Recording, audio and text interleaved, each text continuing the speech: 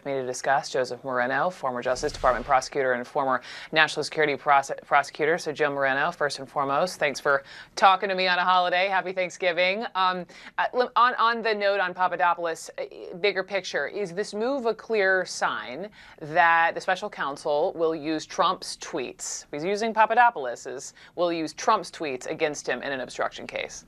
Hey, Brooke. I mean, in this long-standing Mueller probe, I hate to say anything is a clear sign, but it's a pretty good sign. I mean, anything that the president tweets out there is fair game. So certainly, and some of us cringe when we see some of these things, certainly could be used against individuals and the president himself, depending on where the case is going and what the tweet says. On the subpoena point, from Goodlatte, right, the House Republicans in charge just until January, do you think this is just a parting shot? And the fact that Comey did tweet, I'm happy to sit in the light. He's happy to come out and talk about this. What did you think of that? Well, I think obviously congressional oversight in a vacuum is a good thing.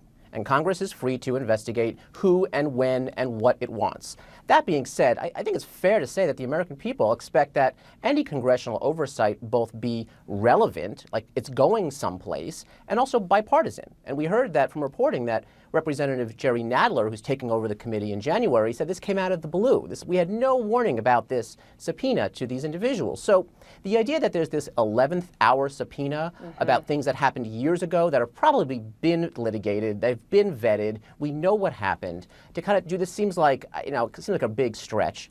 And the idea that the Republicans, took a pretty good hit in the midterms a few weeks ago, and one of the reasons was that they were seen as not sufficiently conducting their oversight function, seems like a bad move both politically and legally.